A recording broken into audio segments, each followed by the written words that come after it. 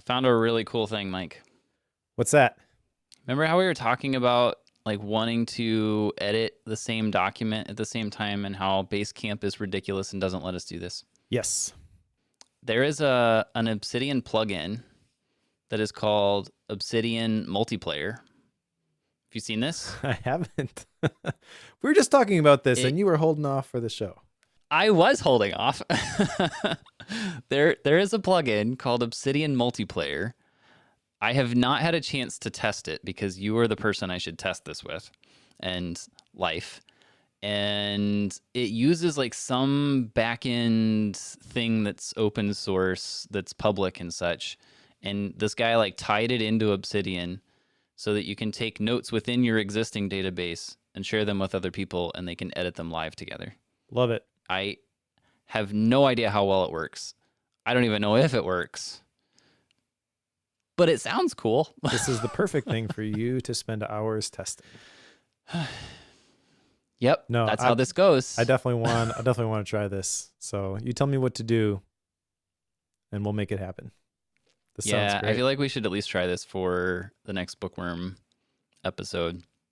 Done. We totally should. Now, I will say I hate this name because multiplayer is the term that everybody in the Rome research community would use. When I was involved with like the what do they even call it? It's not Insider, that's Obsidian. True Believer calls or something. Sure. They're always like, "Oh, multiplayer's coming. It's going to be a game changer." And I'm like, "I don't want multiplayer. I want my notes." No, so maybe that's where it came from. I don't know. I didn't know that was a thing at all. I've not kept up with Rome one iota. However, I found this plugin in the midst of searching for ways to like live edit text files like collaboratively, and I ran across that plugin. But it's like barely documented and it's not shared publicly. Like the only place I found it existing was on GitHub where you could download the code. Like it's not even in the plugin store from what I can tell. So that's why I'm a bit like, I don't know how well this will work, but is what it is. Cool. Super fun. So anyway, we should try that out for next time. Let's do it. Kind of sort of follow up, but oh, it totally is. Yes. I have been playing around with reading more. Mike, have you? No, I think I read less actually. What? How did you go backwards? Well, so it is Thursday at 2 p.m. Central Time as we record this. And Timery says that I have worked 42 hours and 43 minutes this week. All right. So that's why. It doesn't include the time prepping for Bookworm, which thankfully this book was a little bit easier to do. Yeah. This is an easy one to crank through. So the desire is still there. It just has not manifested yet for me. Okay. So Mike didn't do well on that one. I did not. I did, though. I started reading a Gap book for once. This has been years in the making, it feels like. But I started reading one called Read People Like a Book. It's by Patrick King. And I'm almost done with Patrick King. That Patrick King. And anyway, I'm about done with it. So I'll jump into our next book afterwards. But being by Patrick King, that's why I decided that we wouldn't do this for Bookworm. Because gotcha. Mike's a fan. Mike's a really big fan of Patrick King, if you didn't know that. So much. Super big fan. I'm about halfway done with my Gap book, which was the Digital Zettelkasten. And this book you would actually like, at least up until this point. It is not what you think it is. It is a very thoughtful approach. There's a whole chapter on analog versus digital, and it says digital is good for this, analog is good for this. And usually when I see those lists, I'm like, well, maybe. No, you're wrong. Sure. Yeah. You can tell the author, David Kadavi, I think that's how you say it, knows his stuff.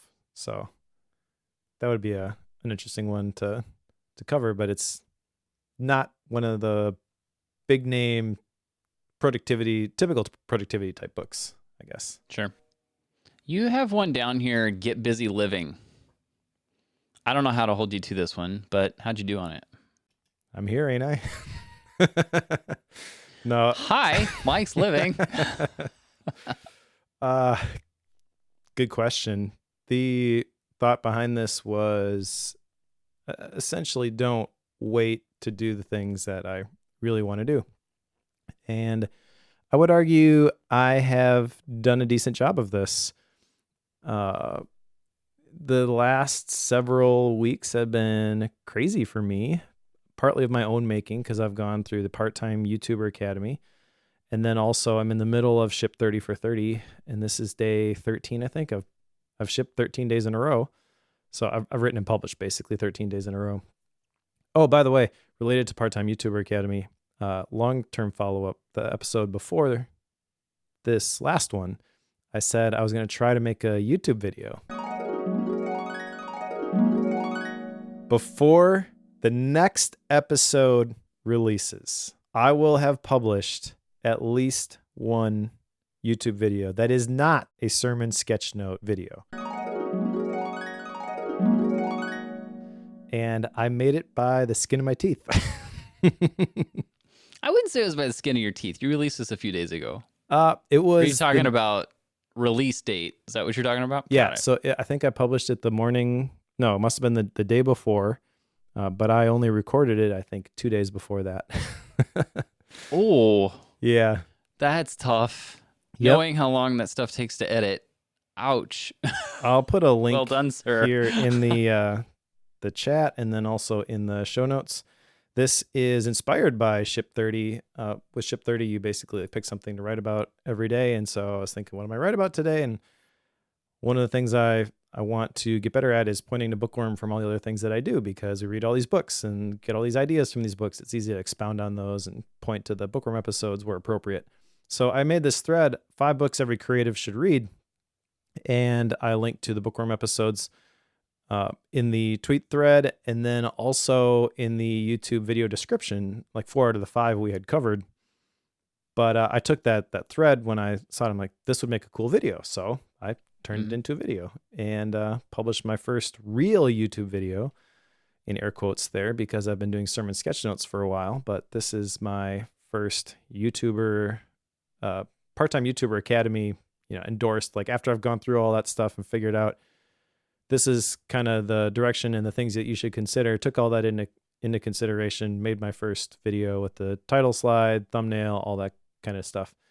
And it's performing pretty well. I never really had anything. There was no momentum there. So it just kind of appeared out of nothing. Yeah. But like I had a bunch of people waiting for the next video. Yeah, I did have one video that I recorded a long time ago, like how I did my sermon sketch note stuff inside of Obsidian. And that one has been generating a ton of views for me over time. It has almost 8,000 views, I think, last time I looked. So actually, I'm at 300 subscribers or something on YouTube. I'm over the 4,000 hour mark for monetization. So now I just need to get to the, for view time, I just need to get to the 1,000 subscribers. So yeah, smash that bell, like and subscribe, all the YouTube things. We got into this. I was streaming yesterday and I was like I was like, okay, as the YouTube thing, because I stream on YouTube, it's like, what are you supposed to, like, there's a bell thing. What's the bell do? Like, I could not for the life of me remember, like, oh, that's right. It sends the notifications. Like, please don't hit that button. Like, yes, subscribe, but please don't hit that notify button. I love you. I appreciate you, but please don't do that. It's not, fair enough. Not worth it. Yeah, I honestly had no idea. I just know that's what everybody says. Back to the original thing, though, about the Get Busy Living. So I've been going through all these courses, and I actually have another one that starts next week called Pencil Pirates. Yeah. And this one, have you heard about this? You mentioned it last time. I wrote it down. I didn't get a chance to look into it. But what is it? Pencil Pirates is basically a online cohort-based course that walks you through visualizing ideas. So I kind of do this already in a very narrow way with the sermon sketch note stuff. And so this, I think, is the final piece to the puzzle for my big vision on what YouTube could be for me. It's the talking to a camera, talking about things that I talk about other ways, but in a video format, and then incorporating visuals and animations, which is really just timing the, the live drawing on the iPad captured via ScreenFlow or whatever for some of this sketchnote type visualization stuff. I've done this occasionally when I get these pictures in my head just to communicate an idea, but this is, I think, going to help me do that more systematically and combine that with the systematic writing every day, and then the turning those writing ideas into other pieces of content, other places. There's that word you hate, content, but don't have a better one. If I could find a better one, I would use it, but I haven't found it. Sure. So yeah, that's the next one. So I'm not gonna have a whole lot of spare time here at any point in the near future, but learning a ton. And feel like I'm kind of hitting my creative stride. Like I said, 13 days in a row or something like that, publishing for Ship 30 for 30, and feels really good. I'm like seeing ideas for, I could write about this in this way all over the place now. Yep. My drafts is full. Idea generation is no longer a problem. No, if you know like how to, and we'll get into this a little bit today, but if you know how to qualify something as a potential idea that you could share, like they're everywhere. And if you consume any form of content at all in audio, video, written form, like if you do that for like 30 minutes a day, which most people do significantly more than that, like you're gonna have a ton. You just are. Yep. Super fun. I will mention this now because regarding the Pencil Pirates course, last thing with this, if people are checking that out and are interested in it, there's a code, I think it's ShipLove, all one word, that will get you 10% off. And by the time this publishes, that class will be live. So for people who are watching live or going to watch this replay on YouTube in the next couple of days, and you're interested in that course and you want to save a little bit of money, use that code. ShipLove. That's not a Bookworm affiliated thing, I assume. That is not. So that is just like the general code. And then from there, it'll ask you, how did you hear about it? And if you put somebody's name who's in the cohort, I guess it ties to an affiliate account, but I never set one up. So whatever, you can put my name in there if you want, but the code alone will save you 10%. Even if you hate affiliate stuff, feel free to use that code and just leave the referrer blank. Perfect. Well, I have two other follow-up items on the list here for myself. The three total that I had, one was read more. Another one was writing out a plan for my online business, which I did exactly nothing for because life. Though I have to say, like, it's getting a lot better. Like, I've been spending a little more time reading, which has been helpful, but I haven't had, like, air to breathe in evenings and such lately because I've got a different website thing I'm building for a client. So anyway, been super busy. That wraps up here this weekend. So I should get to where I can spend some time on that instead of writing code. So getting there, Mike, getting there. I will get that done. And then my last one was to write out the plan for my day. Mike wanted me to time block. That's what that is. And did you? Mike dictated the terms of this contract. Hey, in my defense, only when asked. It's true. That is true. I should not have asked because it got to be significantly more complicated after I asked.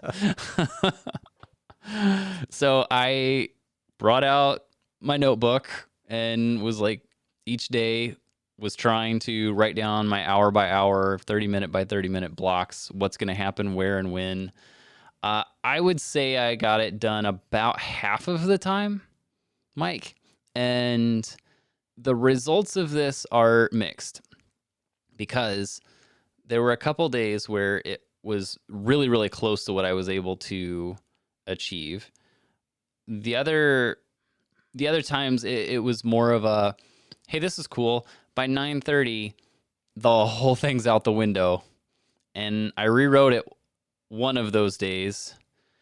An hour later, what I had rewritten was out the window. It's like, I'm not going to keep rewriting this. No, Like, don't this rewrite is not it. worth it.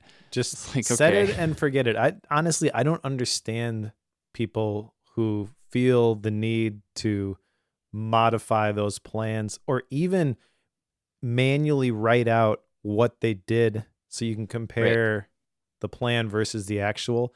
Let the computer be the computer. It can track your time and you can look at those numbers if you really want to, but there ain't nobody got time to go back and write. This is what I actually did right now. Yep. As Blake says in the chat, like Cal Newport talks about, like, that's the thing. The rewriting is the main thing. But I get it. I disagree, though. I disagree.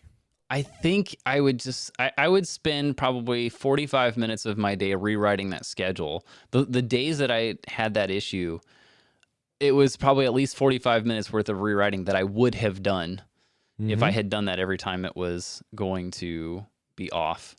And so anyway, it's about a fourth of my days I was able to time block and it worked. Another fourth I time blocked and it fell apart, and the other half I didn't do it at all. And the only thing I can give you as far as like here's how I feel about it was that the days that I did it and it worked, I felt a lot more accomplished, because it was as if, like, hey, I did what I set out to do. Like, there was that sense of accomplishment. The days where I did it and it completely fell apart were even worse than had I not done it at all, because I felt like I was way off base and there was nothing I could do about it, and I had no control over what I was getting into. I don't know if that's just my mindset being the issue. You're looking at me like I'm bonkers. I with feel this. like there's an hour-long conversation to be had on that statement you just made. But all right. Let's leave that for this now. is why I've restrained from doing this time blocking thing many times. Anyway, I feel like that's probably a follow-up thing. Yeah, as Silent says, an after hours podcast. So anyway, my experience, and I'm sure there's a mind game going on here, it felt like it was significantly worse on those days where I didn't manage to follow through on it. No, even though it was not my, like, it wasn't anything I did. It was simply things out of my control. And I can't quite figure out if, and maybe this after hours thing needs to happen at some point so that you can explain this hour-long thing that I don't understand right now. But if I were to continue doing it, I'm a bit torn, because some days it would be super helpful and super good, and other days I feel like it would make it worse. And then sitting somewhere in the middle when I don't time block is kind of what I do by default. So right now, as we speak on this Thursday afternoon, I don't know what I'm going to do tomorrow, because today was my last day of doing this experiment. I'm going to give our you 2-week thing. I'm going to give you another action item. Curses. What? Okay, your action item is to, the next time you go for a walk, ask yourself why you feel stressed out about creating the plan when you can't stick to it. Just think about like when it doesn't work, why didn't it work? Okay. That's all you got to do. But I know why it didn't work. Well, you know the symptom of why it didn't work. But I think if you wrestle through and identify the root causes, and then you give yourself permission to not care about those anymore, you will get to the place where you'll feel the benefit of doing it when it works without all the stress of when it doesn't. I don't think those two are intrinsically tied together. I think they are at the moment for you, but they don't have to be. What if it's always outside forces? It will be outside forces. It always is. Like the days that it fell apart, it was always an outside force. Okay, we can do this live. That's cool. So why do you get upset when you can't stick to your plan? Because of outside forces. Why do you get upset about the outside forces? You can't control it, right? Mm-hmm. Well, what if you just disconnected the part that you can't control from what you feel about the time block plan? how does that map to the things that are on there and the sense of satisfaction you get when you do a good job? Is it that you followed through on the tasks that you identified you were going to slot in there? Then since it gets thrown off all the time, maybe we just reduce the number of things that you slot into your schedule. You build in more buff, or another thing could be you make your blocks longer. Like there are different tactics you can deploy here to alleviate that feeling, I feel. Sure. Yeah, because I think a lot of it comes down to, like, these are the things I had it in my head. Like, the way my brain works is whenever I put that list together, like, I know that that's the plan for today, but because I've got that plan for today, my brain immediately jumps to what that means for tomorrow. And when the whole thing gets derailed today, that means it's not just today that's the problem. It's possibly the rest of the week that I've already got laid out in my head. So It's not just a derailment of this afternoon. It's the cascading effect that causes, but it's because my brain jumps ahead so fast. Yep. And I can't really get that part to subside, but I should be used to this. My schedule has to change all the time. Yeah, we got to disconnect that. And one way to disconnect that, at least a little bit, would be to build in more margin with your time blocks. But okay. So do I still have an action item, or did we just do it live? We kind of did it live, so maybe I'll give you a different action item of continuing it for another couple of weeks. So we can talk about it some more. All right. Okay. Well, that's it I have for follow-up. Let's get off of this topic before I get more work to do. And let's step into today's book, because this is one that I think, Mike, you have brought up at least 4 million times on the course of this 144 episodes of Bookworm. And that's probably accurate. and this is the 10th anniversary of this book, Steal Like an Artist by Austin Kleon. And it's New York Times bestseller. The one I have is the gift edition. Did you rebuy this to get the gift edition? I did. Just out of curiosity. The hardcover one. Okay. Yeah, he's got an afterword that he put together on this, having been through the 10 years. And the subtitle on this is 10 Things Nobody Told You About Being Creative. And I have to say that, like, as a first, like, overarching view of this book, it kind of struck me how much of this had little to do with being an artist. Did you catch this? I'm sure you did. But there's so much of this that I was surprised by how far outside the realm of creativity and artist life this covered, and got into just, like, life in general. Yeah. So maybe that didn't surprise you at all, but it struck me. I can see that, I guess. I do think that this book is really for creative people. Absolutely is, yes. But Steal Like a Creative doesn't have the same ring to it. No, it does not.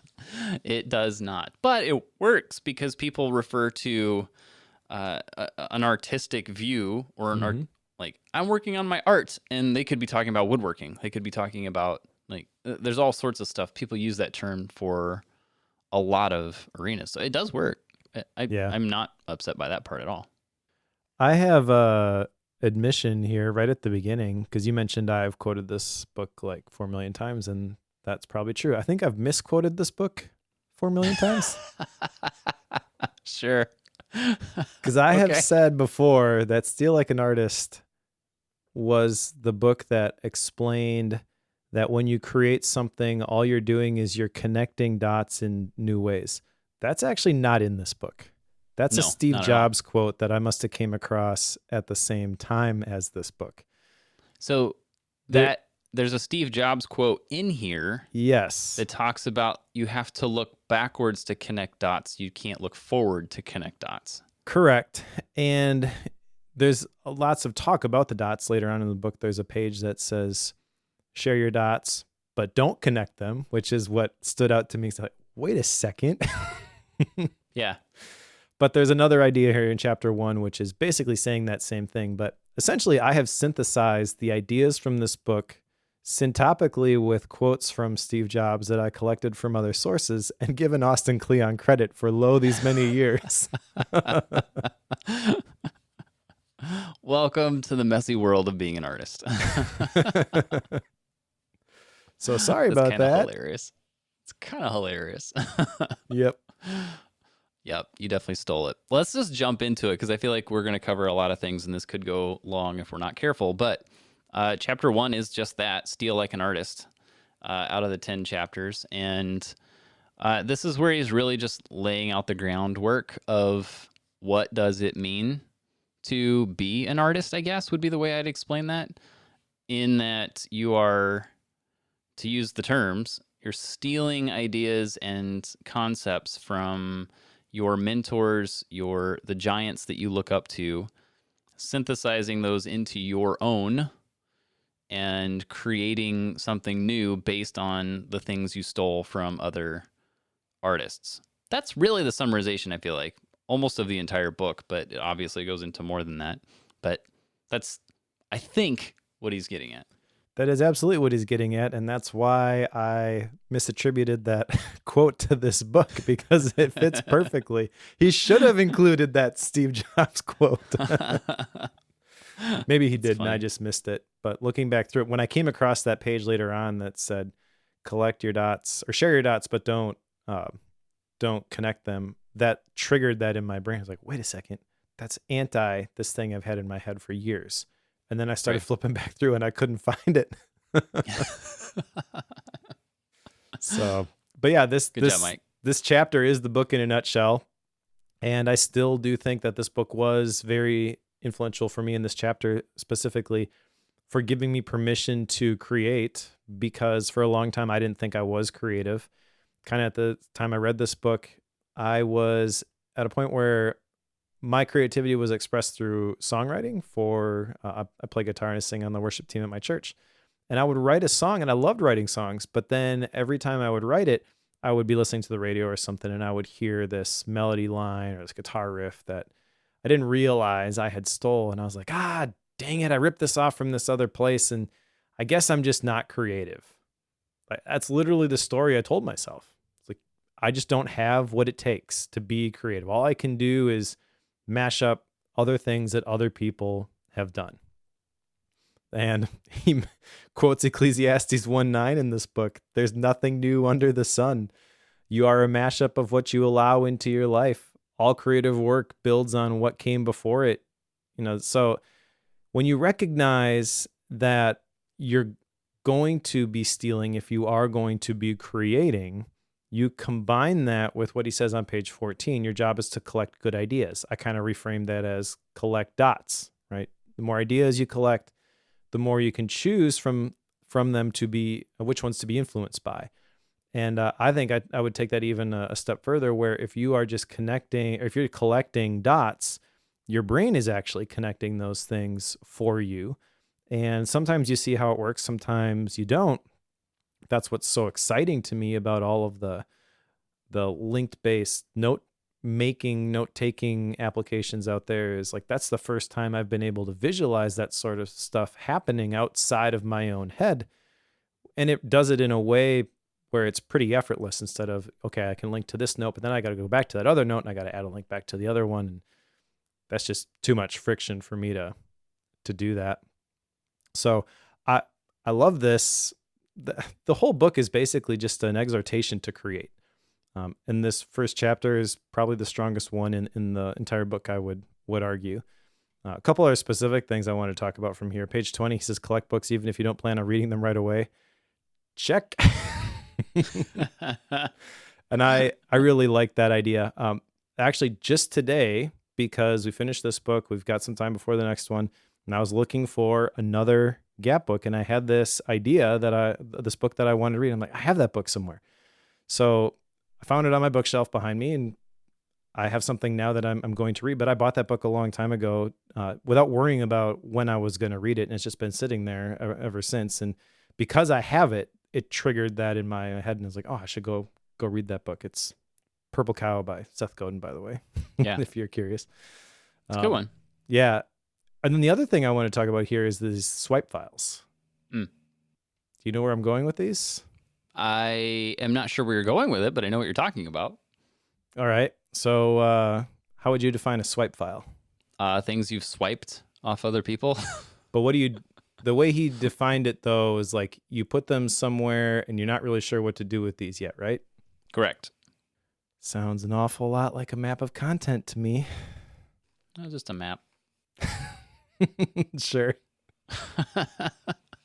It's classic, right? I obviously, when I hear of something like a swipe file and I hear you talking about it, I know it's going to go in Obsidian for you, and everybody under the sun knows that. But the thing that I find interesting is that this is actually, and I kind of got into this a little bit.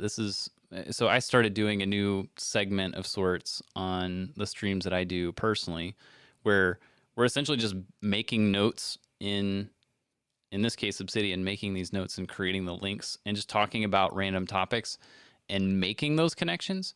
But it's ultimately the concept of a swipe file is just like collecting things that you don't know what you're going to do with, and then they get connected elsewhere later.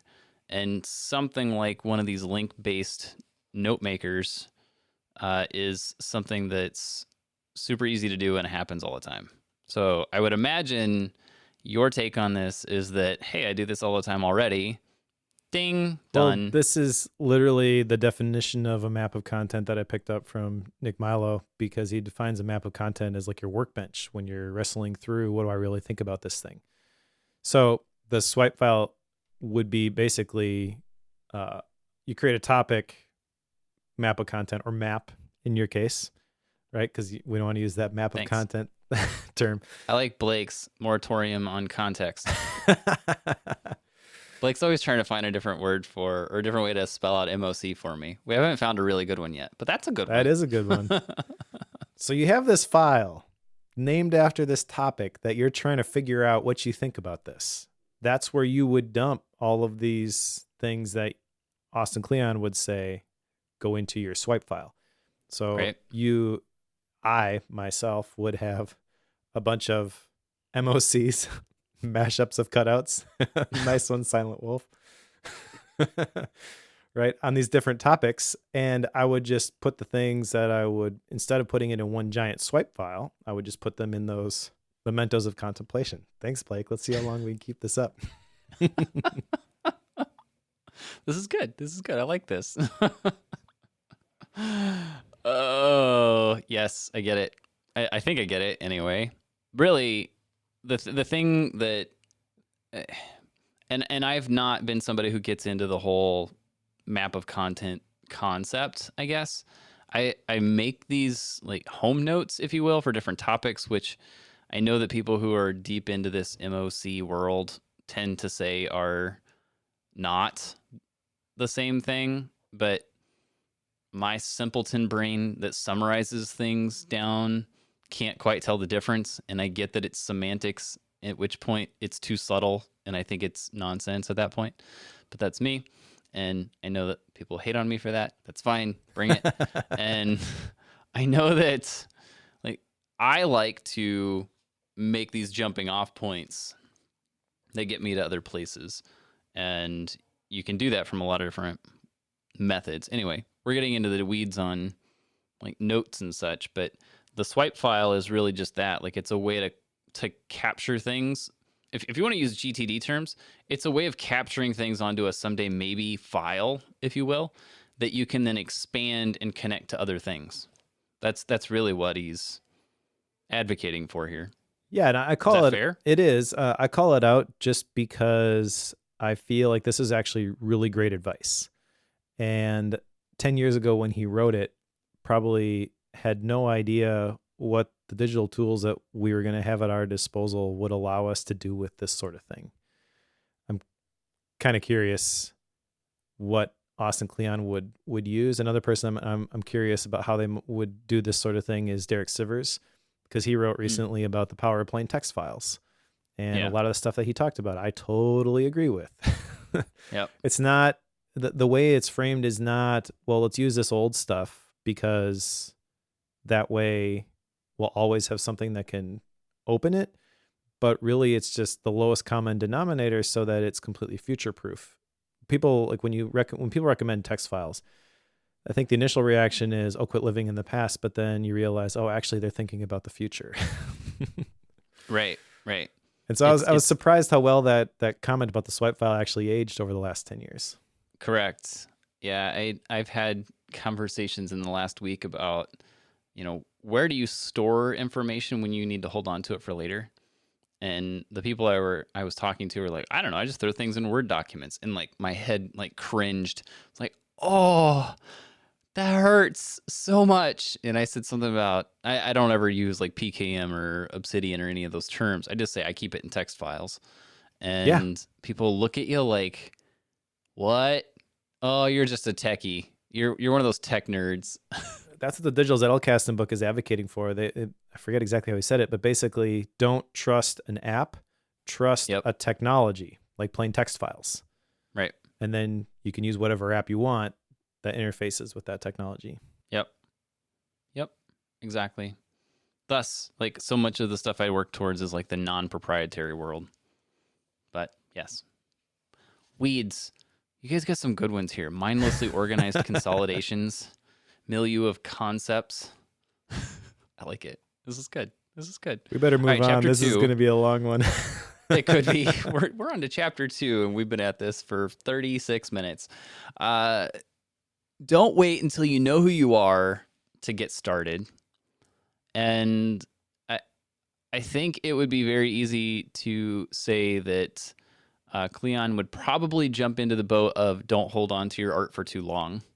Because that's kind of what he's getting at here, is like, don't be afraid to push things out there. He doesn't say that, but he's ultimately saying that when you're in the creative mode, like a lot of times people say like, I haven't found myself, like I'm still learning about myself in a certain way, or I don't feel like I understand this, like imposter syndrome. Like it's rampant, right? Everybody's faking it to some degree. And that is ultimately what he's telling you. Don't let that get into your head. Don't let that be your hang up for publishing things and getting things out the door. You don't have to wait until you have all the answers before you publish things. Like how many times, Mike, have you and I released something and it's like, I don't know how this is going to work, but this is what I know right now. And I'm going to publish that. Like This is something at least I do fairly regularly. Like this is where I'm at in my journey. It will hopefully help somebody who's not quite that far on that journey. Maybe there's somebody further. That's fine. I can learn from them. But there are people who are not as far as I am. Always are, or always will be. And it's just life. So don't wait until you have all the answers to get started on this. Like that's, and I think this is what you were saying earlier. Like this is kind of a raw book. Like let's get going. Like this is get you fired up. This is absolutely one of those parts. Yeah. I mean, there's honestly not a whole lot extra to add to this. I do like the quote from Salvador Dali. It says, those who do not want to imitate anything produce nothing. That's where I found myself for quite a while. So I'll just agree with Mr. Kleon here and say, just start making stuff. Don't worry about imitating other people because you're going to. That imposter syndrome, he defined it here, which I thought was kind of interesting. Psychological phenomenon in which people are unable to internalize their accomplishments. So when you think about that in terms of, I don't want to imitate, or I'm a fraud, and who am I to say this? I feel like the Ship 30 for 30 course that I'm going through right now does a good job of speaking directly to this. And the advice that they say, the way they say it is interesting. They say, don't write for anybody else, write for you 2 years ago. And the 2 years thing is the thing that kind of catches me off guard, because that's not that long ago. Your life is probably not completely different than it was 2 years ago. Right.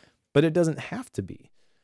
You're just trying to communicate what you've learned in a period of time, and you're trying to help out that person who you used to be, who you can still relate to. And when you do that, you don't have to compare yourself to anybody else, and you don't have to judge what you're saying. It's just, don't paint yourself as an expert if you're not, but just say like, this is my experience. This is what I learned from it. And then nobody can argue with it. People can attach to it if it's helpful, or they can leave it if it's not, but it's not a judgment against you as a person, and you don't have to try to pretend. Yes. Well said. Let's go on. Let's keep going. Chapter 3, write the book you want to read. This is like, okay, so this concept is one that's come up in developer circles quite a bit, like startups and such. The startups and such that are successful are generally the ones where the founder and the people who created the thing are solving a problem that they themselves struggle with. This is that concept. And this is where, if you're going to write a book, if you're going to make art, you want to make the art or make the book that you want to read. If you wouldn't read the book that you're writing, why are you writing it? One, which is probably an indicator of like a money grab, possibly.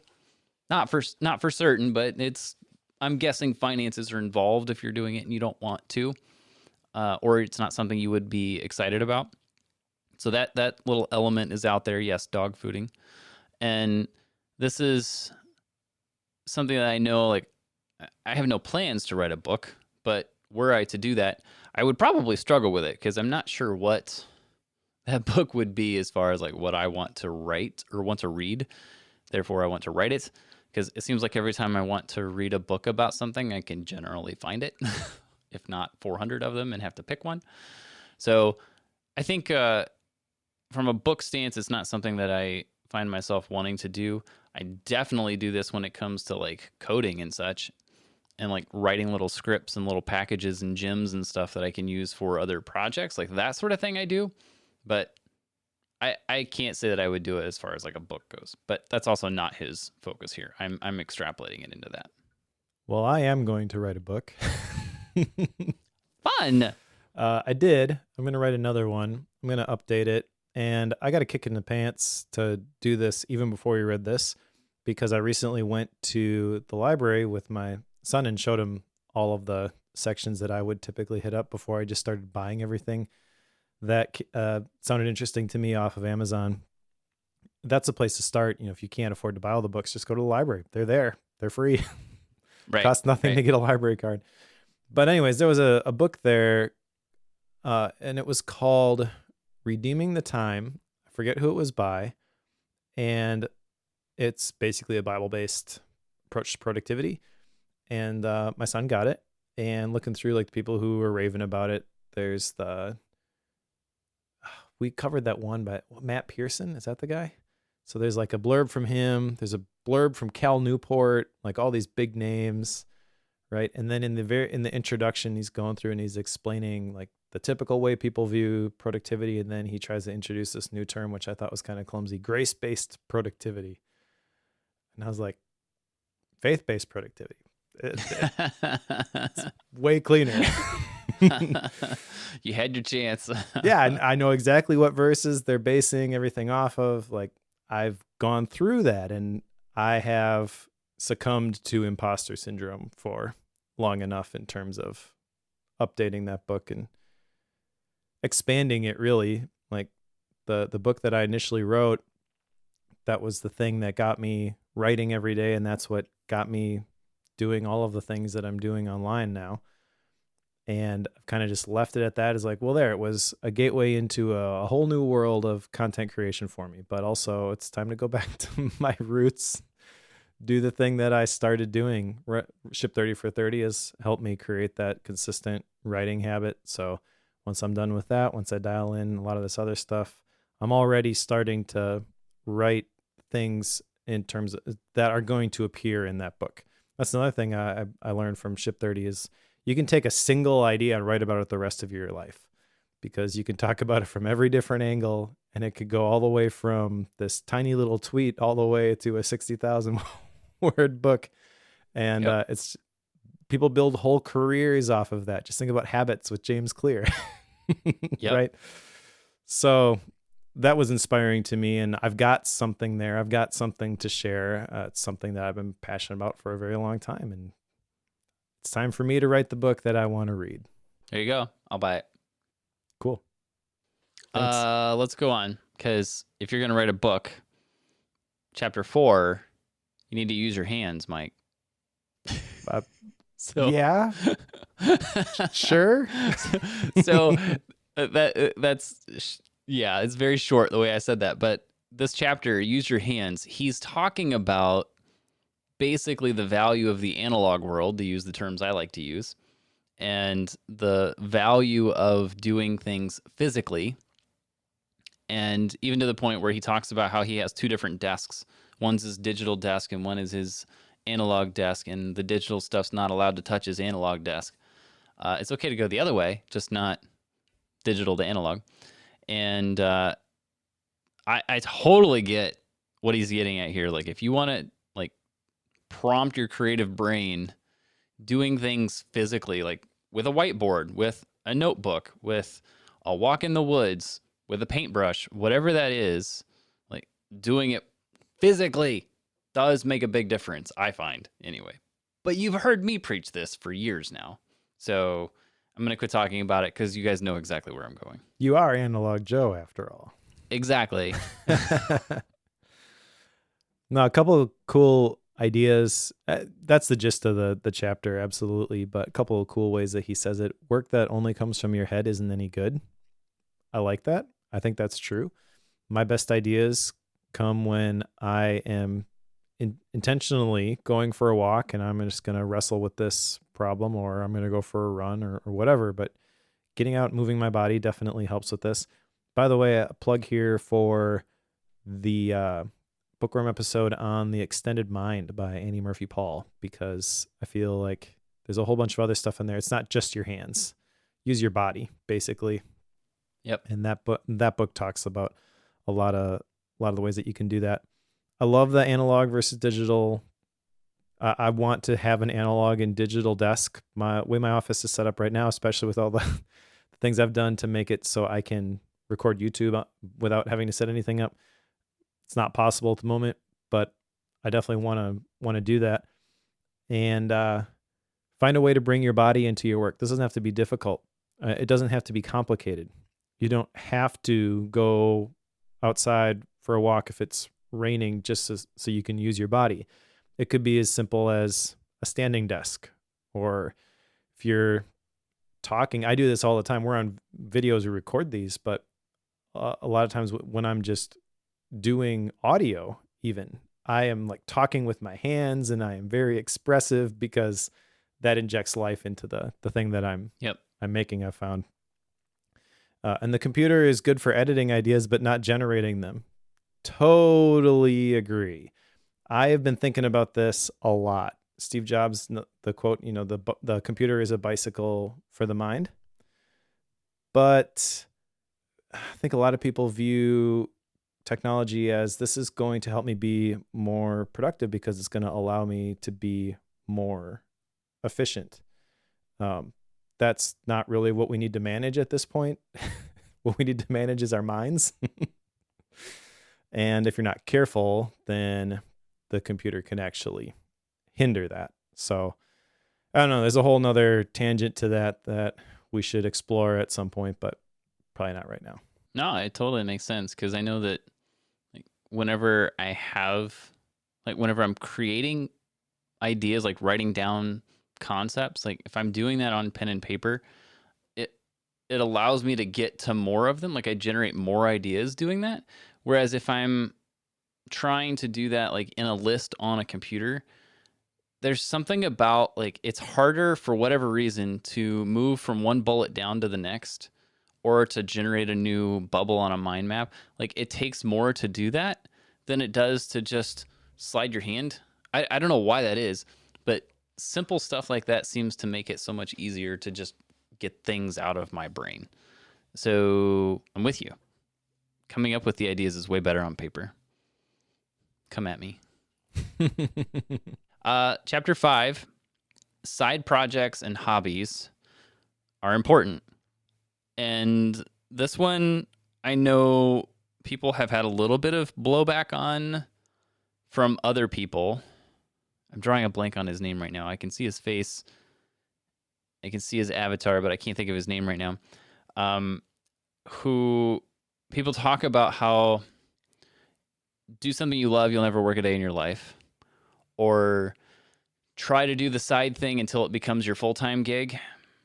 And he's kind of making the argument that it's almost better to keep them as side gigs. I don't think he would say that 100% of the time, but regardless, it's the side projects and hobbies that help you like stay energized and help you come up with even more ideas and have some of that creativity, because it allows you to have a bunch of different arenas that you're thinking in. Mm-hmm. And because of that, you can cross the dots over from thing to thing. Whenever I think about like my day job, like we were talking about beforehand, like all the video stuff that I do, and because of all the video stuff, it means like there's tons and tons of video gear that I deal with all the time. There's tons of networking and internet stuff I do, tons of audio gear, like high-end audio stuff and video stuff. And yet I go home and swing an axe and split wood. And I think tomorrow I'm building garden beds. And what am I? I'm like plowing some dirt up, moving dirt with a skid steer. Like I've got some like very labor intensive things I'm doing tomorrow. It amazes me how many times the two can cross, like to get ideas for one or the other when I'm in either arena. So it is fascinating to me how those two can help out. But again, like the side projects and hobbies thing, like it's great to have those other arenas that you can bounce between in order to get some of the creativity going. So it's absolutely worthwhile. I completely agree. It's the side projects that take off, is what he says. But I think the real value of the side projects is kind of what you were saying, that it allows you to develop things in a different arena. I was stressed out about that for a long time because I couldn't find a common through line between some of the stuff that I was doing for a while. That's why I hesitated to do the sermon sketch note stuff. It's like, this doesn't fit with a bunch of other things that I've done real cleanly. So Yeah. I don't want to throw it out there. And there's a phrase he says in this chapter, which I liked. What unifies your work is the fact that you made it. You don't need anything else.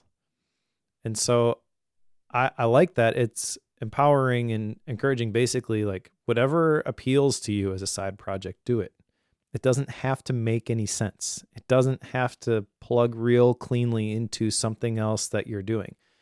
And I found that, like with the YouTube stuff, I dragged my feet on YouTube for a really long time, and I've only published one real video, so I can't say that I've like figured this out.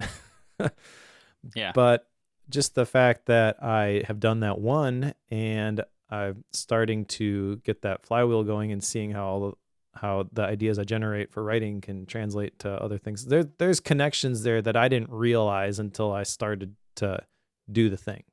And I don't know why it was so hard for me to connect. We have this podcast where we read all these books, and these books talk about all these other things that I talk about and write about, all these other places online. So I could just point to the stuff that I already do about the books. Like I never saw that until I engaged with this thing, which I wasn't sure was gonna fit. And then once I did it, that's like the path forward became clear. So I just want to call this out because I'll add my admonition here to Austin's, that just do the thing if you think it's interesting and figure out how it fits later. And if you don't ever figure that out, but you like to do it anyways, don't even worry about it. Just continue to do the thing. Yeah, because you don't know where it's gonna go, and it seems like it usually ends up someplace you didn't plan on anyway. And don't put pressure on it to be something. Like that's the other thing he says. It's important to have a hobby, something that gives but doesn't take. The minute that you try to make something a job or a revenue stream, then it's taking from you because you got to continue to pump stuff out there. And that was my mistake the first time that I tried to go off on my own and do faith-based productivity. I wanted to launch this business, and this was going to be the thing that paid the bills, and it was never ever going to do that. It's a part of maybe something like that, but even if it's not, that's fine. There's something later on in this book that I really want to talk about regarding day jobs and side hustles, but it doesn't need to turn into that. It's not, the fact that it only grows so far is not a judgment of whether this thing is of the thing's value. Yeah, this kind of goes back to chapter 2, like don't wait until you know who you are to get started. It does kind of go back to that because you're essentially not worrying about the quality of it. But like if you try to figure out all the details of how you want things to go with your creative life before you start, then you're putting yourself in a box that's very likely too small, and you're probably not going to start because you don't feel like you know the end of the story. Hey, guess what? Nobody does. You don't know where that's going to go until you start. So you have to get started at some point. Whenever I started streaming, which has been a while back now, it was something that I was doing, just kind of trying to figure out how streaming works. I had been forced into it with COVID and church stuff to learn how it all worked. And once I did that, it's like, well, it's not too hard for me to translate that over into some of the personal stuff I do. I have no idea what I'm going to talk about, just me on camera for an hour and a half. But we'll try it and see what happens. And it's morphed into some interesting things. And now we're talking about, should you own social media data or not? Like that's and what does that even mean? Like these are the things we're talking about just yesterday. So it's been kind of fascinating to see like how does that morph over time and what can become of them. And so you don't know. Like that starts off as side hustle stuff, and it's okay for it to stay there. It is a thing that can go places you never expected it to, and that's okay. You have to be okay with that part. Agreed. That brings us to chapter 6. Chapter 6? Yes, chapter 6. The secret. You want to know what the secret is, Mike? What is the secret? Do good work and share it with people. It's not really a secret. It sounds so simple. It is very simple to say. Do good work and share it with people. This is, what is good. The thing here is that like work on making things quality as per your mind and share it. People, one of the things he calls out in here is like, how do you become found? Like, how do people find you? And he mentions like you should relish the fact that you're not found up front and take advantage of the fact that nobody knows who you are, because it gives you a chance to publish things without dealing with all of the ramifications of emails and support and did I get this paid or did I get that, and who's doing what and admins and such. Like you don't have any of that. You can just focus on the art side of it. That's a big value and you don't even realize it's there. Yeah. I wish I had thought about that more. Exactly. Makes your approach to the things that you are currently doing, speaking for you, I guess, but for myself too, a little bit different, right? Yeah. Let's just enjoy the fact that we are the size we are and talk about what we want to talk about. There's Correct. a lot of benefits that come with that you don't realize when you're just chasing a goal. Enjoy the journey. One of the things I liked about this chapter is the encouragement to give your secrets away. I don't know what you think your secrets are, but I don't think it needs to be something completely profound. One of the things that I thought of, because every time I share it with people, they are kind of blown away by it when they try it, is the 3 questions from my personal retreat course. What should I start doing? What should I stop doing? What should I keep doing? For a long time, I felt like, well, I can talk about the personal retreat stuff and the value of that whole process, but I can't give away those questions because that's what makes it all work. Right. And whatever, take the questions. Who cares? Yeah. One of the things that they defined as he defined as a secret was Bob Ross.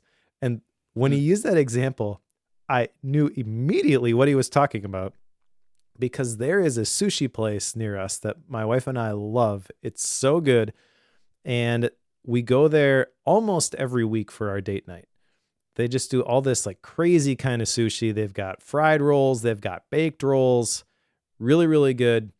And it's like this old martini bar that you go in, and they have these TVs up on the wall. And every time we go in there, they are playing Bob Ross videos. And so I see the happy little trees almost every week. And it occurred to me watching these, because I don't know when these were filmed. These are old. It's a while back, yeah. I'm like, Bob Ross is the OG YouTuber. He's just up there doing his thing, showing people how to do this. He doesn't care. Like, just go ahead, copy what I'm doing. And that's what made him successful. And so when Austin's talking about that and he's saying, be like Bob Ross, basically, I was already thinking that way. And I was like, yeah, just share it. And YouTube is interesting because the way that you make money on YouTube is not, well, I guess you could like sell your own stuff if you grow your audience big enough. But the way that a lot of people get paid on YouTube is they just do exactly what Bob Ross was doing. And they do it long enough and consistent enough, and they monetize because they've attracted enough attention. And the way you're going to attract enough attention is just keep giving stuff away. So that's very different than my paradigm on content creation, I guess. Is looking for a better term, but I can't think of one. You know, the stuff that we make and like giving away parts of it, but keeping the real good stuff behind a paywall. That's kind of how I used to think about it. And ever since Part-Time YouTuber Academy and reading this book was another push in that direction, is like, just share it. Yeah. It's scary to do that, though. It is. Because you feel like once I've given this out, everybody's going to be just like me. Like, well, it's not true. It's not true at all. Like, I know that, and this is a little bit different realm, but we regularly have other churches come and tour our church from a tech stance. They want to like see what we're doing and how. And I have toured other churches that are bigger than us to just see how they're doing things as well. And every once in a while, you will run across a church that's like, no, we don't do that. And it's always like, huh, interesting. Like, we're churches together, like from a Christian stance, like we're working together towards the same mission, but you don't want to share your quote unquote secrets. And that's ultimately what a lot of folks are scared of. Like, they don't want other people to start producing the exact same thing they are. It's like, well, we're not. I don't want to be like you in that sense. I just want to know how you're doing it. And then I want to morph that into what I'm doing. I'm going to steal some of what you're doing into what I'm doing, but I'm not copying that exactly. I don't want to. So it is interesting whenever you come across that when people have that sense, like those churches, I don't want anything to do with anymore. Like, it's just completely weird how that happens. But other churches that, like in other groups that I can have that connection point with, I kind of want to know more about them, and you have a closer relationship with them. So it is just kind of fascinating. Indeed. All right, let's go on to the next one, which is geography is no longer our master. Basically, you can go anywhere you want, which isn't true. I actually had a hard time fitting this one in. Like, really? All of the chapters here, I felt like made a lot of sense. This one, maybe I need you to explain this one for me, because geography is no longer our master. He goes on about how you can pick where you are because of the way life works today, which isn't wrong. So you need to pick a place that you want to be and build from there. But there's so much of like my history that's around like where you are is a part of who you are. And I guess I have a hard time disconnecting that. Maybe that's the farm boy in me coming out. I'm not sure what that is. So maybe I need you to take this one. Well, that's certainly part of it, but I don't think that's the whole thing. One of the things he says in this chapter is that there's always a community that you can connect with online. And that is more true now than it has ever been. Remember, this is the 10th anniversary edition, so this was written 10 years ago.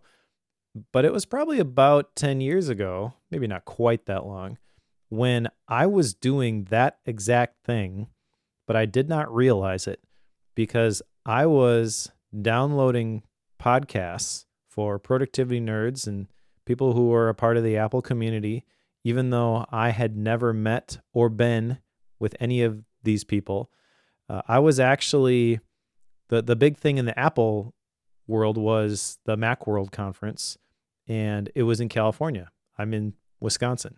So I had finally convinced somebody who lived in San Diego to go with me so I wouldn't have to be there alone.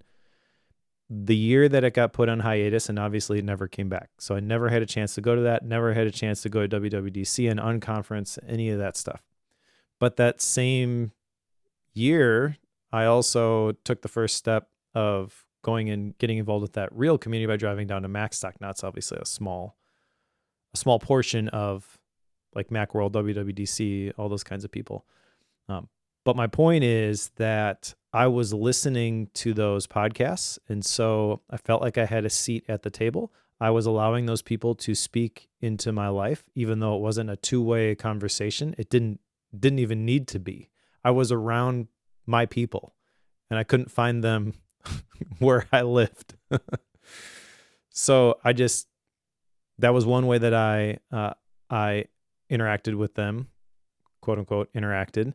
Then Macstock was another one, and there's different forums and things that different communities that I've engaged with over the years. There's lots of different vectors into these communities.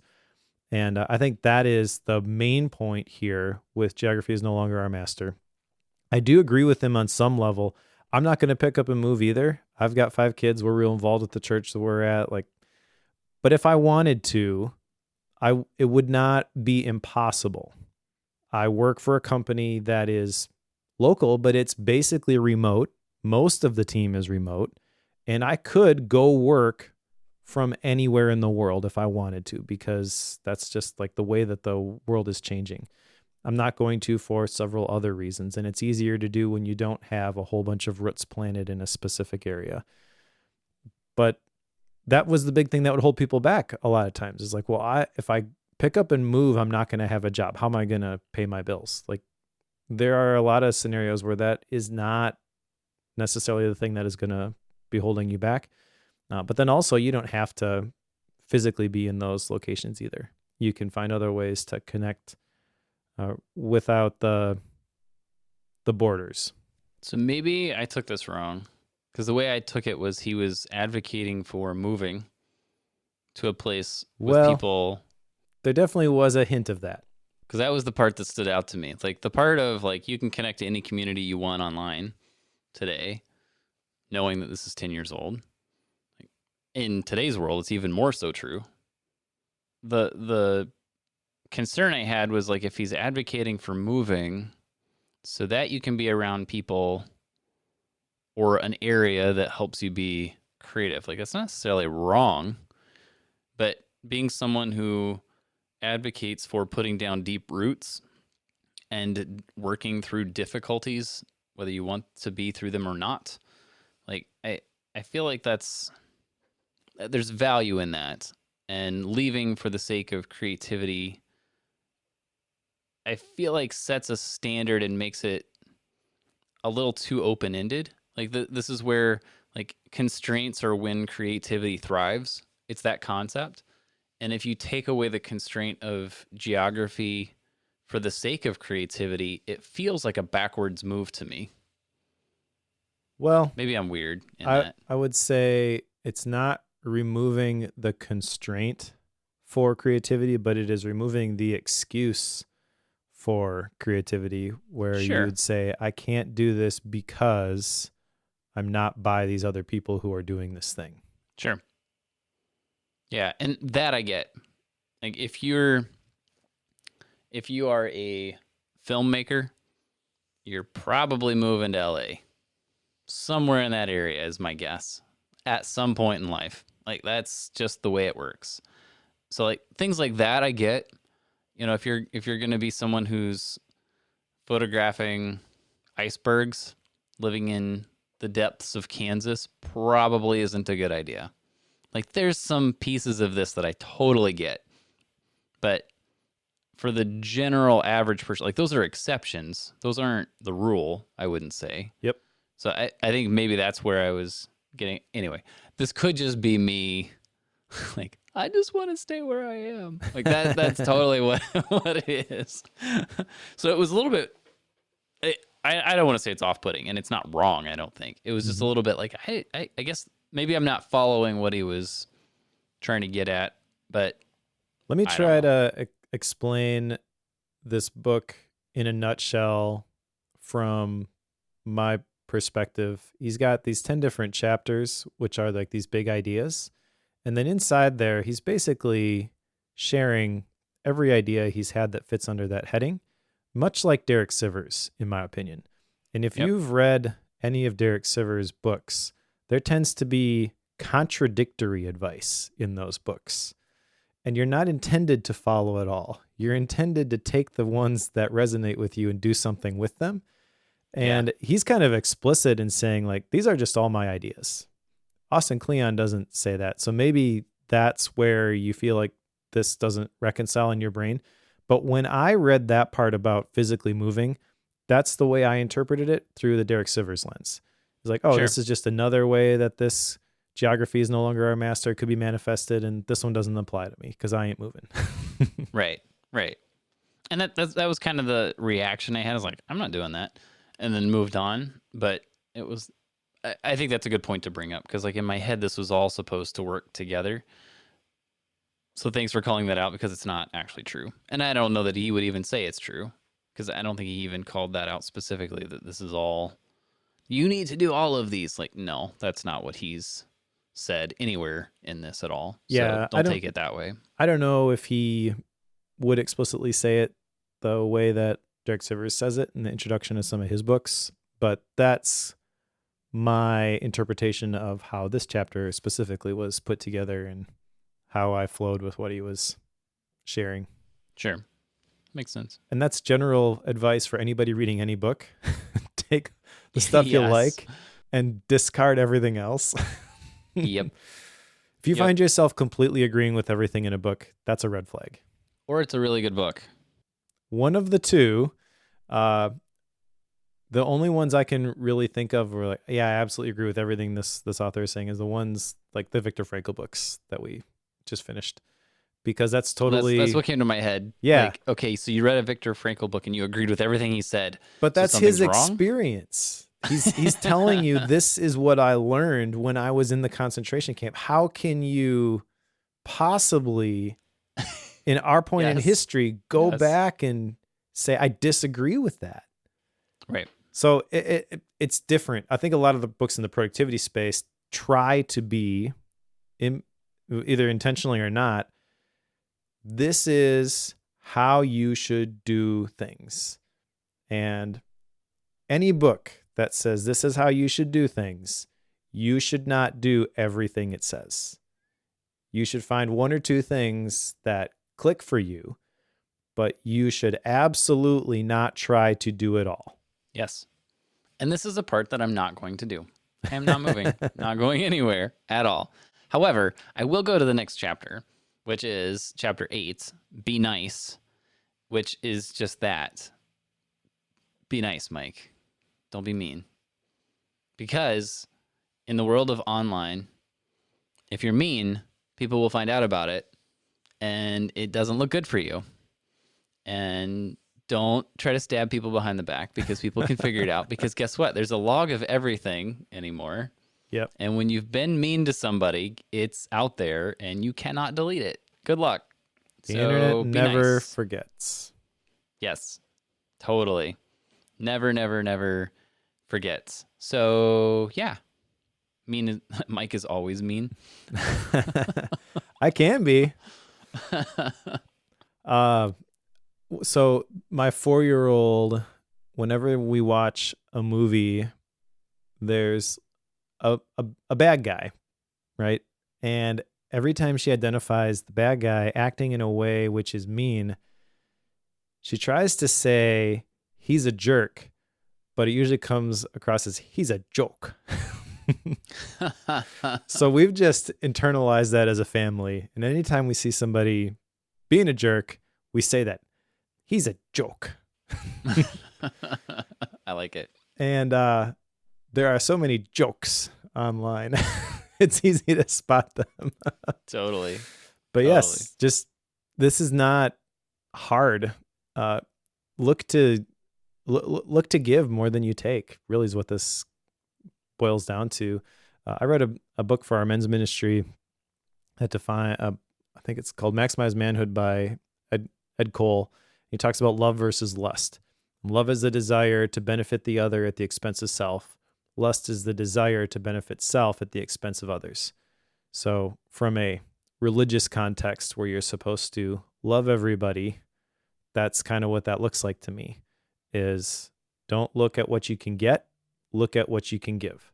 You can apply that through whatever other lens you want. But that's what I view this as. And one of the coolest stories from this book is found in this chapter where he talks about Harold Ramis. I don't know how to say last names. I'm sorry.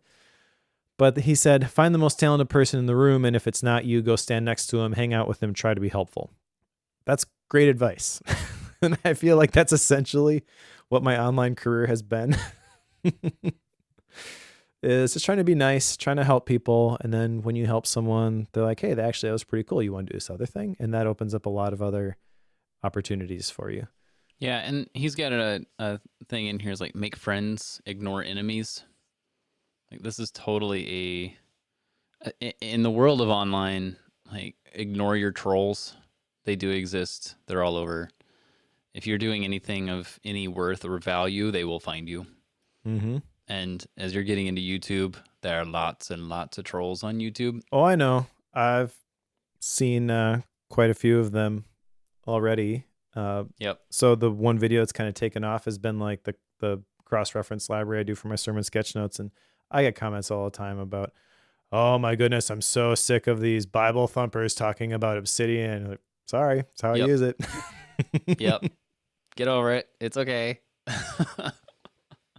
Yep, they're out there. All right, let's keep moving. Chapter 9, be boring, which is just all the little stuff about how to get work done. Like, what does he have in here? It's like taking care of yourself, staying out of debt, keep your day job. Mike, don't quit your day job, according to Austin Kleon, which is kind of going back to what we were talking about with like side projects and stuff. Get yourself a calendar, keep a log book, which what he's referring to as far as like the keep the chain. Like if you've got a calendar, like did I do it today or not? It's kind of that concept. What else? He mentions Jerry Seinfeld in this chapter, but yeah, we don't need to go into all of that because, yeah. So yeah, I mean, these are all the like super short productivity advice sort of things. Not all, but to somewhat. And that's what he's getting at. It's like, do the boring stuff so that you can get the work done. So you can do the creativity thing. And he's not wrong. Like, absolutely not wrong. It's like, it's the whole concept of, show up and do the thing every day, build routines, build habits, keep track of it so that you don't break the chain. Like, these are all very standard, I guess, recommendations, and not really anything I was surprised by, other than the fact that he was calling it boring to do all of those things, which I figured you wouldn't be too thrilled about. I was like, no, that's the exciting part. Like, building habits and routines, that's not boring. Like, well, it is when you first encounter it. If totally you're looking is. at somebody that you admire and you're like, I want to do what they do, and you see what they produce, their art. Yep. And then you get to know them and you see how they actually make it. There's always a little bit of a letdown. Always. Like, always is. I thought this was going to be a lot more impressive than it really is. It always seems like it should be like some big fanfare filled, bouncy houses to make my painting, like all this stuff. And it's like, oh no, he gets up at 5 a.m. and does the same thing every single day. That's boring. That's why people gravitate towards the tools and the apps, I feel. Because sure. It's new, it's approachable. I can just throw money at this thing. And then this is going to provide the breath of life into the habit or the routine. No, it's not. You got to deal with the motivation. You just got to show up every day. Yep. And you're right. When you do that long enough, you see the results that come from it. And that provides excitement. But when you first encounter that idea of like, so I just got to write for an hour before I go to the office. Yeah, fine. You do. You do. Yep. And if you're going to be a YouTuber, you got to write scripts and record and edit like every day. Yep. Welcome. There is a quote in this though that I wanted to talk about. Page 125 says, "The trick is to find a day job that pays decently, doesn't make you want to vomit, and leaves you with enough energy to make things in your spare time." This is great advice. This is unbelievably good advice. I wish I would have caught this the first time I encountered it. Not that I regret anything about my journey and how it's played out here. But one of the things I have noticed, having reflected on the last several years, and the last couple of years specifically being a part of the Blanc Media team, I loved my time there. I loved working with all those people. I recognize, though, that I had pressure to create on a regular basis. It was my job. It was what I was getting paid for. And it feels kind of nice not to have that anymore. I don't know how to explain this. And I hope this comes across the right way. I really had no intention of leaving Blanc Media. I kind of stumbled into an opportunity that was too good to say no to.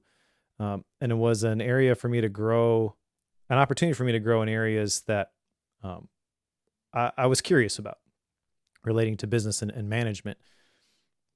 But I've found that with creating on the side and not having the pressure of gotta have this workshop this month or get this course done by this time, I'm kind of driven and I want to get stuff out there regular basis anyways. And podcasts sort of do that with every other week, but that's a little bit different. This doesn't feel to me like I'm making something from a quality standard. I mean, yes, there is, because we've done it long enough. I've been able to delegate a bunch of that stuff, but this kind of feels like I'm just showing up and talking to my friend, as opposed to like a YouTube video where I could always tweak that until it's good enough and then I release it, or a blog post where you continue to tweak things until it's good enough and you publish it.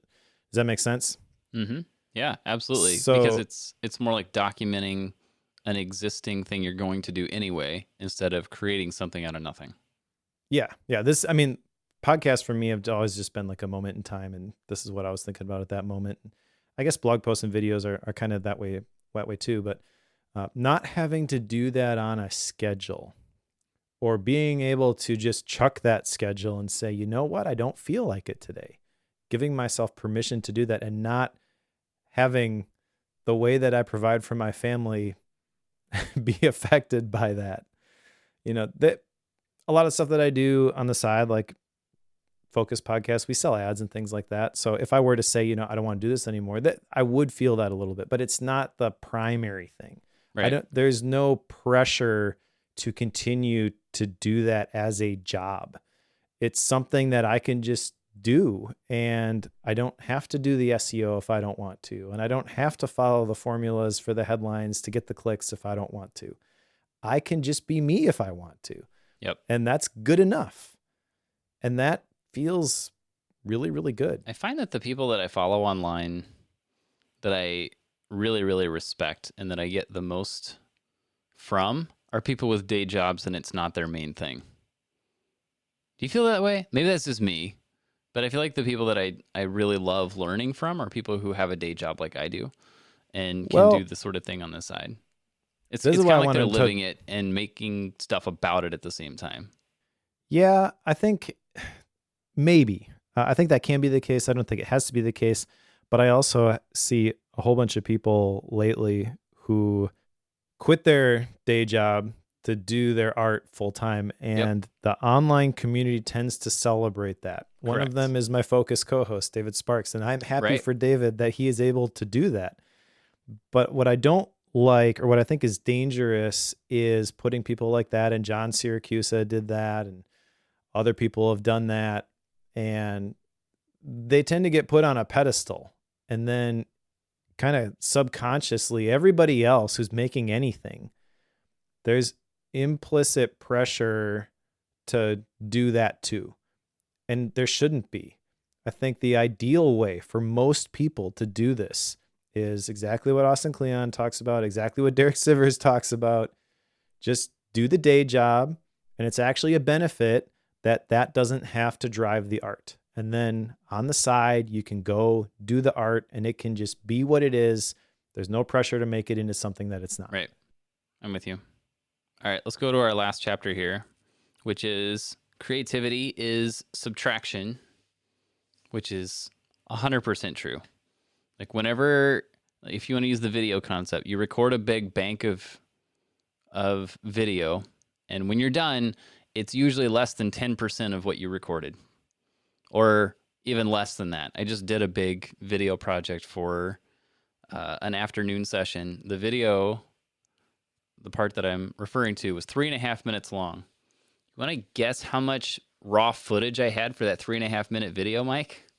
So somewhere in the realm of 4.5 hours worth of raw footage that went into that 3.5 minutes. It was nuts. And that's absolutely what he's getting at here. Is like whenever you sit down and write something, you always write it to be significantly longer than what you're going to end up with, because you're going to edit it down.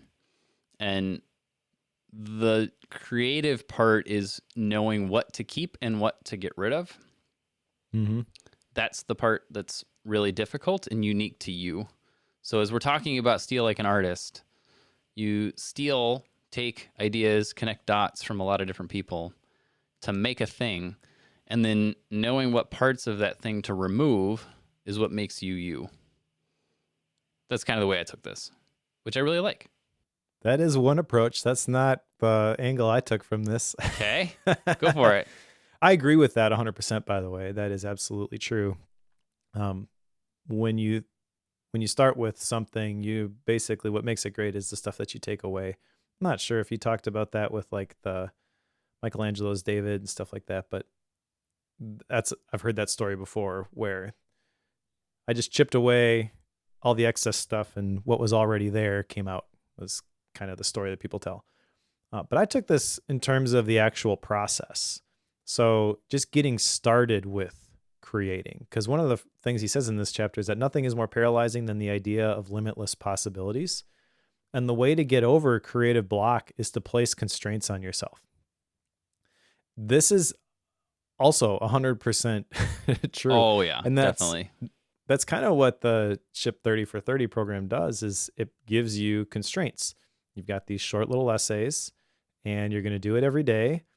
And just having those constraints has allowed me to write and publish for 13 days in a row, hopefully going on 30. But if you start with, I don't know what to write about, then the tendency is to go rack your brain for the best idea. And I've captured a whole bunch of stuff, so I look through those and I kind of sniff test each one, and I don't want to do that one right now. I don't want to do that one right now. And then I get to the end of the list and I'm like, oh, that's it. I just got a bunch of junk in here.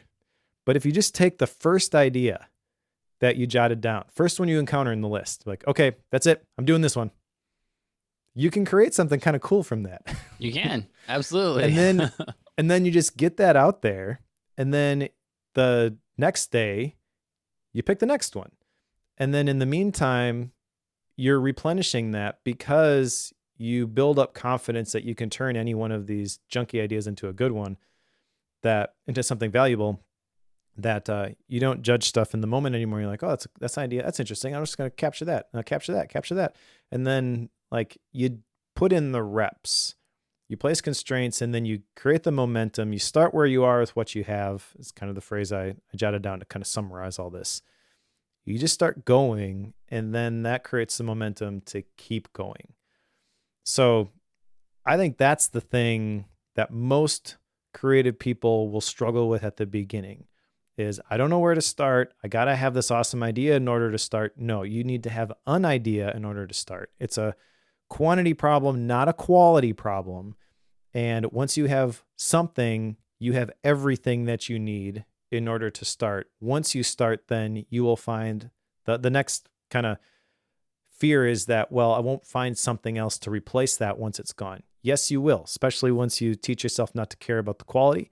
You will find something and then you will refine it, and that thing will be cool too. I'm with you, 100%. This is one of the things that I really like about this book, in that you can take a lot of different things a lot of different ways inside of this. Like, yes, he has like his intended way, but he wrote this in such a way that you can interpret it a few different directions if you want to, which is what I tend to do that with things regularly. Like, I tend to conceptualize and try to get my head around like what is the raw idea they're trying to convey. I do that a lot, which is where Mike sometimes like looks at me funny, like, how did you get that? That's usually is what's happening. But I love that whenever it's possible to do that. This is absolutely one of those. So yes, you're absolutely right. Putting the constraints on is sometimes the best way to do it. I do this all the time. Like, whenever I'm looking for a specific product, open source project, or something that does a thing I want to do, I will like mentally put in constraints of things that I want it to be able to fit into. You probably do this with Obsidian plugins and such. Like, here's the thing that I want to happen, and here are the constraints that I'm putting in place in order to do what I want to do. How can I make that happen? Like, and there's so many different ways that you can come at things, like just trying to find products and ways of working with tools. It's kind of fun. But anyway, constraints. Yeah, so there's a lot of different ways you could embrace this. You could use the technology, say, this is good enough, this is my minimum bar, like you were talking about. That's why I always tell people, when you're starting with productivity systems and things, start on paper first. You can always scale it up, but with paper you can do anything, and then that'll influence the direction that you go. You could do this with time constraints. One person that comes to mind is, I think his name is Jonathan Mann, the Song a Day guy. Yeah. The guy who wrote the ATP theme song. Literally committed to writing a song every single day. And just the act of doing that makes it easier to keep going. And then also, if he were here and I could talk to him, I'm sure he would say that he's been able to grow his skill and develop his art to a higher level, higher quality, because he's put in so many reps. Yes. I think this brings us to the end of the book, Mike, which gets us to, he's got an afterword where he really just kind of reiterates a lot of what we've already covered and talks about how he's moving on, I guess. He's like, yeah, one of the good things you can do is when you create something is don't fixate on it. Be willing to move on to the next thing once you've released something. That's kind of the main thing I took away from that. So he's like, I'm not going to spend too much time here because I'm on to the next thing. Like, okay, I appreciate that. Which but it's is done well. what you should do. Correct. Yeah, exactly. But that part almost seemed like the publisher had this idea for a 10th anniversary edition, and they're like, we're going to create something extra from the author, and we're going to stick it down here at the end. And then he's like, oh, fine. I've moved on, like you said. Yes. So that's one approach. The other approach, which is probably more likely, would be that he just wanted to drive home a theme in this book, because he mentioned earlier, I believe, I don't think it was at this part in this section, when you post to a blog, the new stuff goes to the top, and so you just need to keep creating there's pressure there to keep creating something new. Yep. And that's really what you should be focusing on. So don't dwell on this thing that you did in the past, because you don't want to try to catch lightning in a bottle and make something perfect. You want to consistently make something, and the process of making the thing is going to lead to higher quality over time. Yes. All right, Mike, that brings us to action items. Unless there's something else you want to cover first. Nope. Let's talk about action items. I have one, unless you give me more, which you're making it a habit. I already of did lately. give you more. We did it live, so it's done. I've got it checked off. So unless you're changing it. Nope. But I have one, and it's something I've done in the past, but I just haven't done it in recent months, maybe last year. But building out basically it's a daily tracker for creativity, like making sure I'm writing every day in some form, or recording or editing or something along those lines. So I want to build out a calendar for that so that I can keep track of those things and make sure that I've got a way to know if I've got the chain going or if I've got it broken or not. Like that's what I want to work myself towards. That way I can keep track of it and such. And like I've been pretty good about making things, at least internally at work, stuff and a few things online, but I haven't been too good about like some of the writing and video stuff that I've been wanting to do online. So getting there. So yes, that's ultimately what I'm working on. You? Both of my action items come from chapter 8, so apparently I do need to work on being nice. All right. Be nice. One thing that I want to do from this chapter, I talked about writing fan letters. And there are a lot of people that I have really looked up to over the years. And I've talked about how they have reached out to me and written letters. And that has been very helpful to me, which is kind of the other thing, keep a praise file. So like that stuff I want to collect so I can go back and look at it occasionally. There's lots of people who will say mean things, but collect and review the ones that actually are nice. And then also the big one for me is to write that fan letter. So tell somebody else that I really appreciate their work. And the way that he frames this in the book is important too. You're not doing it in a way to create an opportunity for you to get something from them. You're just telling them that you appreciate them and what they're doing. So give more than you take, right? Not looking to get anything from this, but just encourage somebody. Now, if I do that online and I tweet somebody and I say, I really appreciate this, I have no idea sometimes if they're going to see that. Doesn't matter. That's the big takeaway here. If it's an actual letter that I write, maybe that's what this looks like. I haven't clearly thought about that yet. I just want to pick somebody who has been influential and I want to say, I appreciate you, basically. And I think this needs to be somebody that I don't have a direct connection with. Kind of another version of this would be reaching out to the people that I have been able to develop a relationship with via text message or something like that and say, hey, I really appreciate you. But that's not what I'm talking about. I'm talking about writing something with a good chance that I never hear a response. I never encounter this person again. And that is completely okay. Yeah, that's a good one. All right, I'll hold you to that, and I'll expect a letter. All right. All right, that's what I've got. So I guess that brings us to style and rating. And I'll kick us off here. So Steal Like an Artist. Austin has a really good style. Obviously, like this is easy to read. It's like a 3-day read if you want to take your time. And this is one that you could sit down and read probably in a sitting if you really wanted to. There's lots of artwork in it and a fair amount of like blank space to process.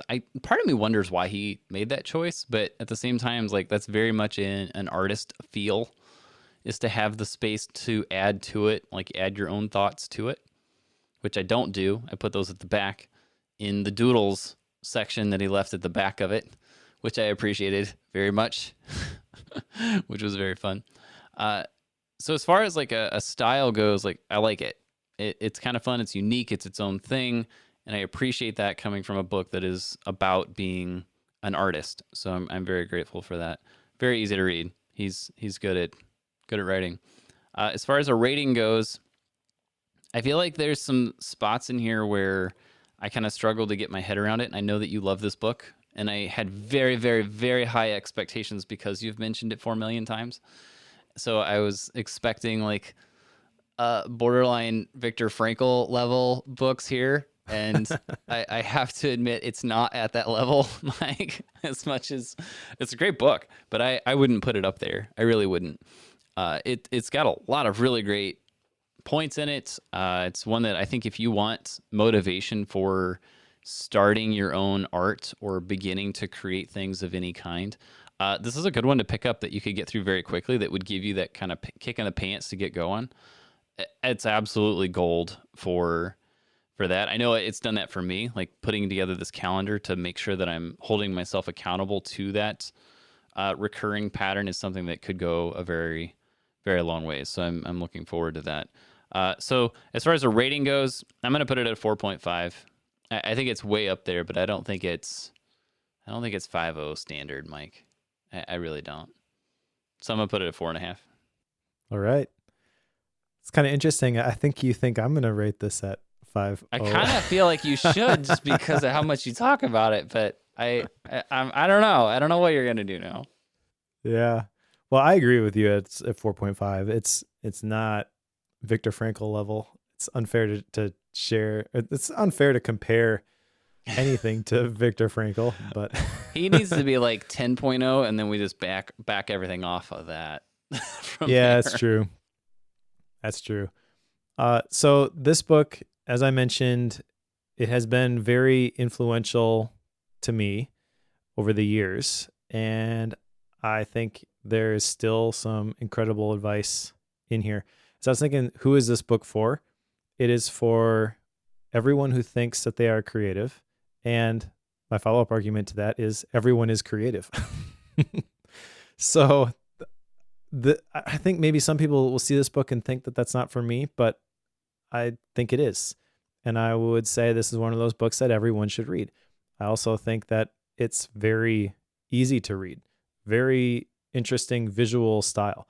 So going all the way back to the beginning, and I was talking about pencil pirates, I feel like Austin Kleon is the poster person for pencil pirates, which is essentially like learn how to visualize your ideas. This is kind of the thing that I want to do. Not probably as many visuals as Austin Kleon has in this book, but the reason this book is so successful is he is a good writer. There's not any fluff in this book, and it's very interesting visually. The visuals help tell the story. And story maybe is the wrong word. Like there's a bunch of different mini sections that are inside of these chapters, these 10 chapters, and they've all got cool visuals that go with them. And like you said, at the end, he's got deleted scenes, he calls them, which is a whole bunch of visuals that he had drawn that he didn't finalize for the production of this book. There's, I don't know, 40, 50 of them. Right. So he's living what he's preaching in this book. It's an authentic message from an authentic person, and it's something that anyone could benefit from.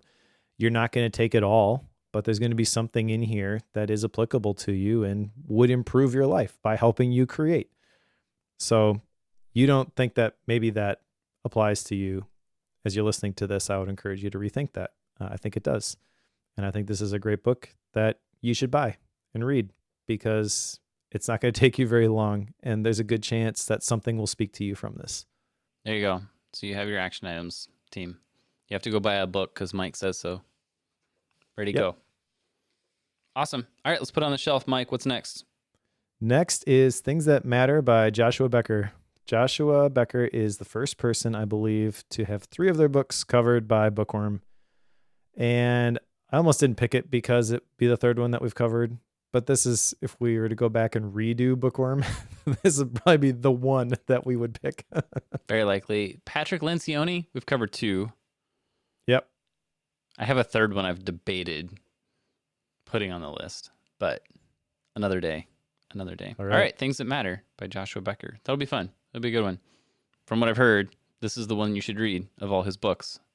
That is also what I have heard, but I have not started it yet. I haven't either. After that, I am selecting a book which is very recently released called Bittersweet by Susan Cain.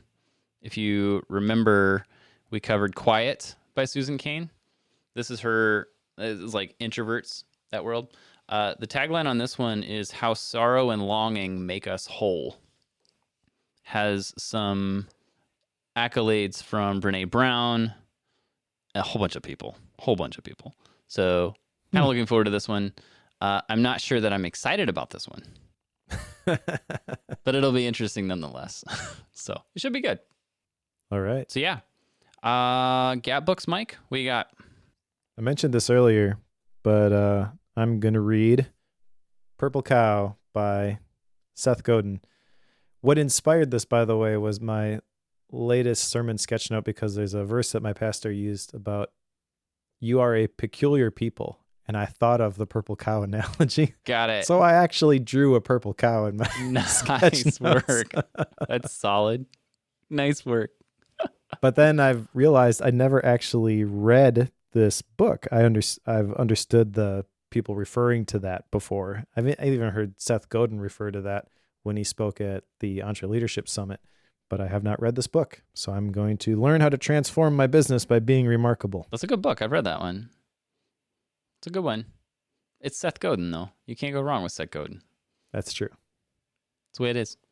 As far as a Gap book goes, I know I'm going to have time for one. I'm not sure what it should be yet because I'm finishing up the one I mentioned earlier and need to get the next one picked. Somebody should tweet a book to me and I'll... Digital Zettelkasten. How to Take Smart Notes round 2. Is that what we're... I feel like you're going to pick that one No, here very shortly for this is the Bookworm. good one. This is the good one. It's really short. Digital Zettelkasten? Yep. Is it actually worthwhile or are you just trying to get me on the train? No, so far I'm up to chapter 8, so I'm only about halfway through, but it's a short book and it's really good. Okay. Very hesitant. I say that knowing that I'm like slowly getting into this world. I'm very aware of what's going on, and you've been Resistance aware of is useless. Okay. Maybe. We'll Okay. see. Maybe. Okay. Big thanks to all of you who have joined us live. I know we got a couple extra folks in today.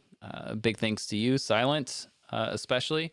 Lots of stuff going on in the chat. We've mentioned some things, not all of it, but it's super fun to have folks here when we're recording live. And we kind of made a change in schedule. I think we're trying to do these on Thursdays, somewhere around 2 o'clock or so Central. So if you're interested in joining us live, we'd love to have you join us. If you haven't already, we'd also love to have you as part of our Bookworm membership and join the club there. If you want to do that, you can have our undying gratitude and help us keep the lights on here at bookworm.fm. And you can help us out by going to bookworm.fm/membership. It's $5 a month, $60 a year, your call.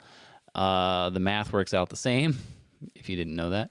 And it's super cool. You get access to all of Mike's MindNode files. We talk about this every couple of weeks, but you get some cool perks. And especially like the big one is like you get to help us keep the show going. And we're super, super grateful for you who have done that. So thank you to all of our Bookworm Club members.